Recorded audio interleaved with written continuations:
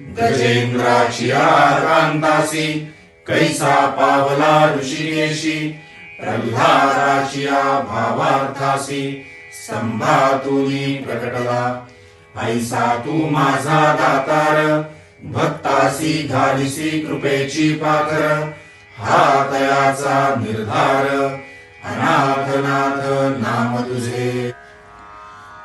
त्रेतायुगातील ही आख्यायिका. कश्यप ऋषी आणि त्यांची पत्नी दिती यांना 2 पुत्र होते. थोरला हिरण्यकश्यपू आणि धाकटा हिरण्याक्ष.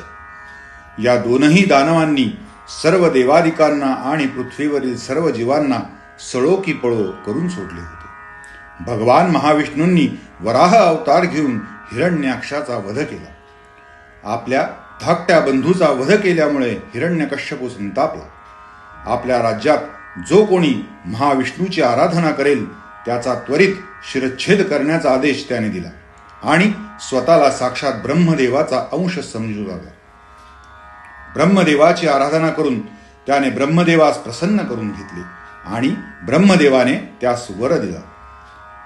हे हिरण्यकश्यपू राजा, तुला दिवसा अथवा रात्री भूमीवर वा आकाशात शस्त्राने ना अस्त्राने मनुष्याकडून ना प्राण्याकडून मृत्यू येणार नाही. ह्या वरदानाच्या जोरावर त्याने अधिपतीपद प्राप्त केले. हिरण्यकश्यपू आणि त्याची पत्नी कयाधू यांच्या पोटी प्रल्हादाचा जन्म झाला. सर्वात लहान असलेला प्रल्हाद विष्णूंचा परमभक्त होता. आपला पुत्र मुखाने अखंड नारायणाचे स्मरण करत असल्याचे पाहून त्याचा संताप होत असे. अहंकाराच्या आणि रागाच्या भरात त्याने स्वतःच्या पुत्रास हत्तीच्या पायदळी देण्याची आज्ञा केली. भगवान विष्णूंच्या कृपेने भक्त प्रल्हादास कोणतीही इजा झाली नाही. हिरण्यकश्यपूची धाकटी बहीण होलिका हिला अग्नीपासून कोणतेही भय नव्हते. त्यामुळे हिरण्यकश्यपूने होलिकेस प्रल्हादाला मांडीवर घेऊन अग्निप्रवेश करण्यास सांगितले. परंतु भगवान विष्णूच्या लीलेने भक्त प्रल्हाद ह्यातूनही बचावला. संतापलेल्या हिरण्यकश्यपूने भर सभेत प्रल्हादाला प्रश्न केला, तुझा हा भक्तवत्सल विष्णू तुझ्या रक्षणासाठी सदैव हजर होतो, मग आम्हाला तो दिसत कसा नाही? कुठे आहे तो? तुझी भक्ती जर खरी असेल तर आत्ताच्या आत्ता त्याला इथे प्रकट होण्यास सांग, नाहीतर मी स्वतः आज तुझा वध करेन.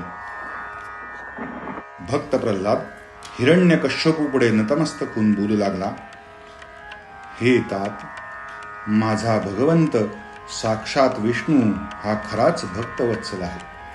शुद्ध अंतःकरणाने त्याचे नामस्मरण केल्याने तो सर्व भक्तांची मनीषा पुरवतो. तो दयाळू आहे. आपणही त्याच्या चरणी नतमस्तक होऊन केलेल्या पापातून मुक्ती मिळवावी. संतापलेल्या हिरण्यकश्यपूने सिंहासनावर उठून गर्जना केली, बस, त्या विष्णूचे गुणगान गाणे बंद कर आणि हिम्मत असेल तर त्याला इथे प्रकट होण्यास सांग.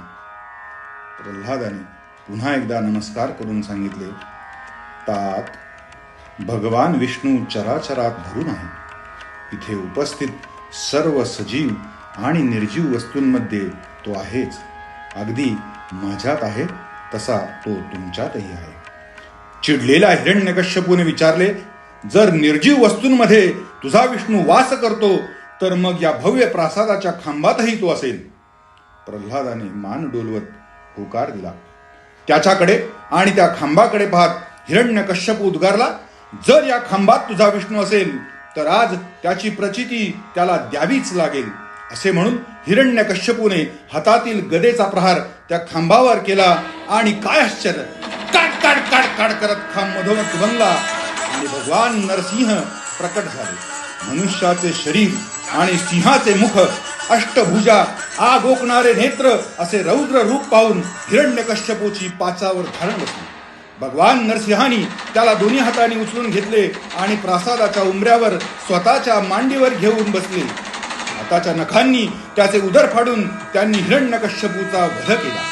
ब्रह्मदेवाच्या वरदानाचा मान राखत त्यांनी सायंकाळी स्वतःच्या मांडीवर, उंबऱ्यावर आणि नखांनी उदर फाडत त्याचा वध केला. भक्त प्रल्हादाने भगवान नरसिंहाच्या पायावर मस्तक ठेवून त्यांना शांत होण्यास सांगितले. देवादिकांनी पुष्पवृष्टी करून भगवंताच्या नरसिंह अवताराचा जय जयकार करताच भगवान नरसिंह स्वर्गलोकी मार्गस्थ झाले. नारायणं नमस्कृत्यं नरं चैव नरोत्तमं देवीं सरस्वतीं चैव तपो जयमुदीरये.